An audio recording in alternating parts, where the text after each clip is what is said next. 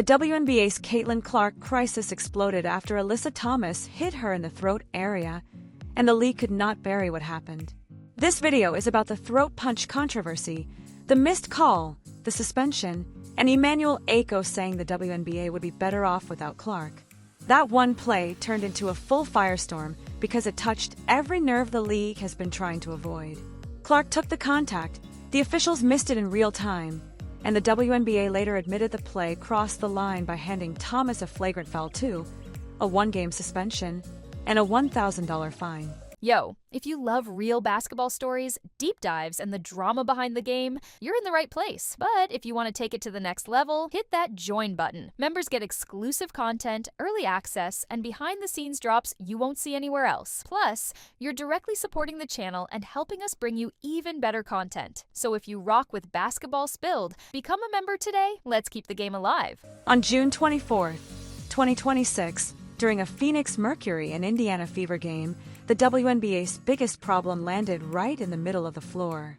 Caitlin Clark, the league's biggest star and the player who helped drive record attention since her 2024 debut, ended up at the center of another ugly collision.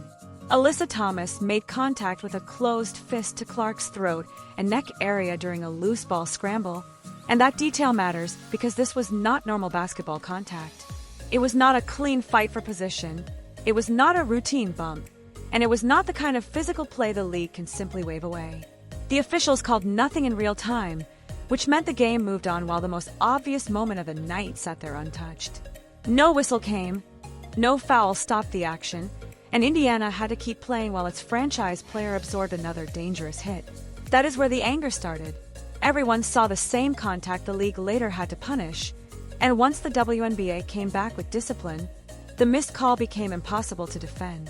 Phoenix won the game 111-109, and in a two-point finish, every possession carried weight. A missed whistle in a game that tight is not some tiny footnote, especially when the league later decided the contact deserved a flagrant foul too. Clark's night got worse when she left the game in the third quarter with a back injury after a separate hard foul on a three-point attempt.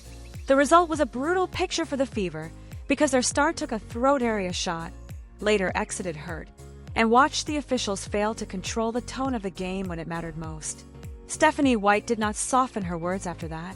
The Fever coach said Clark is not called the same way everybody else is called, and she described the situation as egregious, dangerous, and utterly disrespectful. Those words landed because they did not sound like routine post-game frustration. White sounded like a coach who had seen the pattern long enough and decided the league needed to hear it out loud. Clark defenders have been making that same point since she entered the WNBA. The whistle around her feels different, the physical contact around her keeps building, and the league only seems to react once the backlash becomes too loud to ignore. June 25th made the whole thing clearer. The WNBA retroactively issued Thomas a flagrant foul too, a one-game suspension, and a $1,000 fine, while calling the play reckless and a non-basketball act. That wording matters. The league did not describe the contact as hard defense, tough veteran play, or incidental contact in a scramble. Reckless and non-basketball were the words the WNBA chose, and those words confirmed what the original no-call tried to erase. Once the league used that language, the officials' real-time failure became the center of the story. A suspension 2 days later does not give Indiana that moment back. It does not change the possession, it does not fix the momentum, and it does not protect Clark when the contact actually happens. That is the problem. Retroactive punishment can clean up a report, but it cannot undo the message sent during the game. The message looked simple and ugly. Opponents can push the physical line with Caitlin Clark until the reaction becomes too loud. That is not a real standard, it is crisis control. Stephanie White understood exactly what that meant. Her anger was not just about one whistle, because it was about a star player being treated like a target while officials looked unsure, late, or unwilling to draw the line. Clark is not just another player on the schedule. Since her 2024 debut, she has been the player driving the attention, the ticket demand, the viewership, and the revenue conversation around the WNBA. That kind of player should not get special treatment. She should get basic protection. There is a difference, and the league keeps acting like it does not understand it. Asking officials to protect Clark from reckless contact is not the same as asking them to hand Indiana a game. Nobody needs fake calls. Everyone needs the obvious ones. When the face of the league takes closed fist contact to the throat area and no whistle comes, the WNBA has a problem that cannot be buried behind procedure. That problem is not Caitlin Clark, no matter how many people try to make her the issue. The real issue is a league that still does not know what to do with her rise. Clark brought cameras, money, pressure, sold-out energy, and a new crowd that notices everything, including the things the WNBA used to skate past with less noise. Bad officiating gets exposed now. Veteran resentment gets exposed now. Media double standards get exposed now, because Clark pulled the league into a brighter room and every ugly detail became easier to see. That is why the Alyssa Thomas incident hit so hard. Thomas is a veteran forward, not a rookie who lost control because the moment overwhelmed her. A veteran knows where the line is. Thomas knows the difference between physical basketball and contact the league later labels reckless and non-basketball. Once the punishment came down, the play itself was no longer the only issue. The reaction from Phoenix made it worse. Nate Tibbetts defended Thomas by attacking the league's process, saying the WNBA failed to follow proper protocols. He said neither he, the security team, nor Alyssa were interviewed before the disciplinary ruling, and he criticized the league for relying on social media clips when making decisions. That response did not cool anything down. It shifted the conversation away from Clark taking contact to the throat area and toward whether Phoenix liked how the league handled the review. The problem was obvious. Clark was the one who took the hit, yet the defensor on Thomas tried to make the disciplinary process the main injury. That is where the story grew beyond one player. Every time Clark gets hit, a second fight starts almost immediately over whether people are even allowed to care. When fans demand protection, critics call it coddling. When her coach calls out the refs, critics treat Indiana like it is whining. When the league disciplines the player who crossed the line, critics claim the WNBA bowed to pressure. That trap has followed Clark since she arrived. She takes the physical punishment first, and then she takes the public debate over whether her punishment should even matter. Emmanuel Acho stepped into that mess and blew it wide open.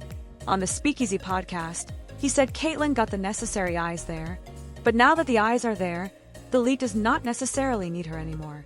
Then he went further. Acho said the WNBA is better off without her at this point, calling Clark more of a distraction than additive. That statement detonated because it exposed the ugliest logic in the entire Clark conversation. Use her to build the audience, then blame her when that audience starts asking hard questions. Clark brought the eyes. Clark brought the viewers, sponsors, packed arenas, and national attention that made regular season games feel like playoff events. None of that mattered to Acho's argument because his framing treated the league's biggest business engine like an expendable problem. That is not analysis. That is the old guard trying to keep the spotlight while pushing away the player who brought it. The distraction is not Clark. The distraction is a league that cannot protect its biggest star without turning every foul into a culture fight. Officials missing dangerous contact is the distraction. Veteran players crossing lines and acting stunned when discipline follows is the distraction, and media voices pretending the WNBA can keep Clark's audience while tossing Clark aside only make the arrogance louder. Acho's line ignored the basic math. Clark is valuable because she changed the size of the conversation, and every game around her carries more weight because people who never watched before are now locked in. Phoenix against Indiana on a June night became national fuel because Clark was involved. That is not a burden for the WNBA. It is the kind of attention the league spent years chasing. The league wanted respect, investment, and coverage. Once Clark helped force those things into the building, too many people suddenly acted uncomfortable with the noise that came with them. That is the Clark paradox.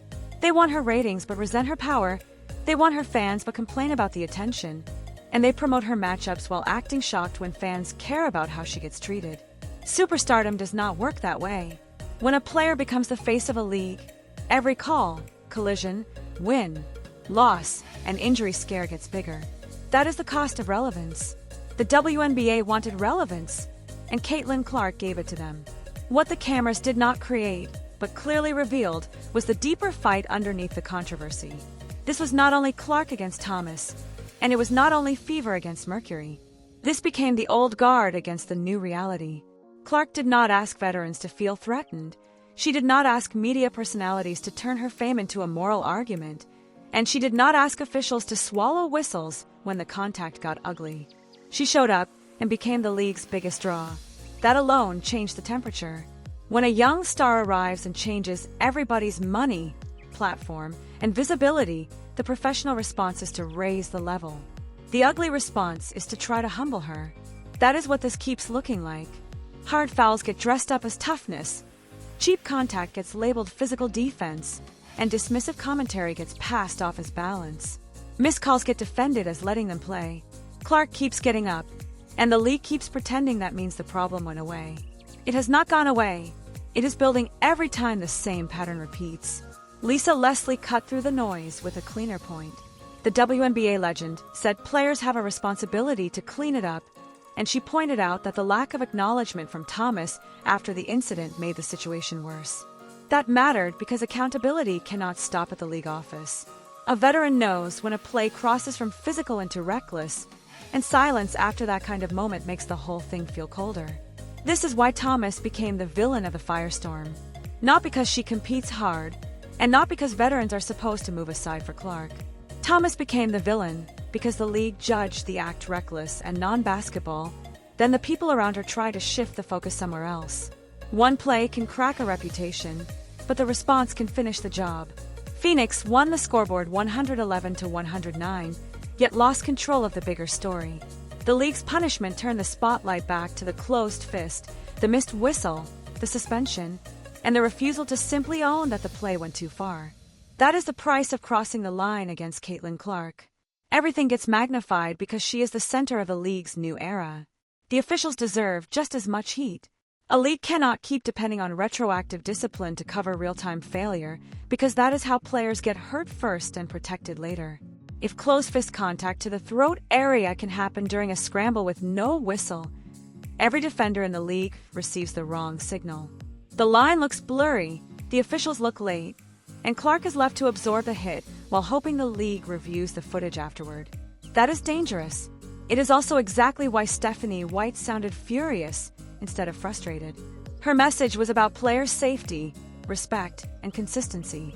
Clark is not being handled like a normal franchise player because every foul against her turns into a debate about whether she deserves the concern.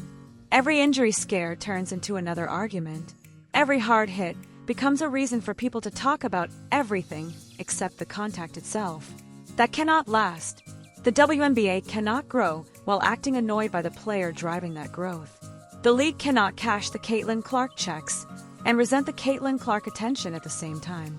It cannot sell her matchups, push her visibility, benefit from her fans, and then treat her safety like just another argument to manage. That is how a league wastes its own gift.